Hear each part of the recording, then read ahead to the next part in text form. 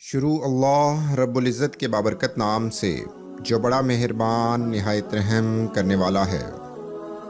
معزز سامعین، بات تہجد کی ہے تو ذرا محبت سے سنیے گا۔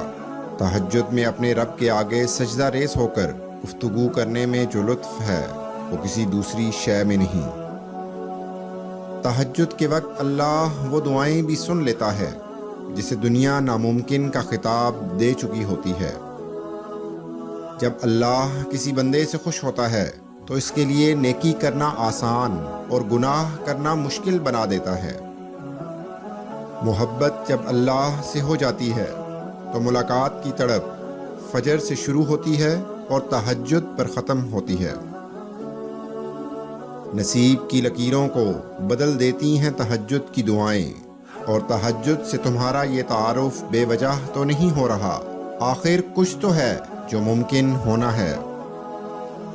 تہجد تو اس نصیب سے بھی لڑ جاتی ہے جس کے سامنے تمہاری دعائیں بھی بے بس ہو چکی ہوتی ہیں۔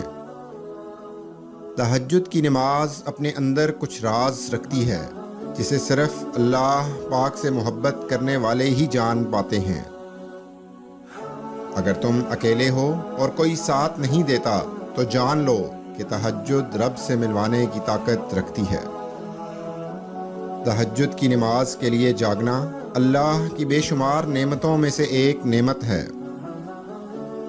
تہجد کے لیے بلاوا فرش سے نہیں عرش سے آتا ہے۔ تہجد کا سجدہ اسے ہی نصیب ہوتا ہے جسے رب چاہتا ہے۔ سر جھکانے کی خوبصورتی بھی کمال ہوتی ہے۔ سجدے زمین پر کرو تو دعائیں آسمان تک جاتی ہیں۔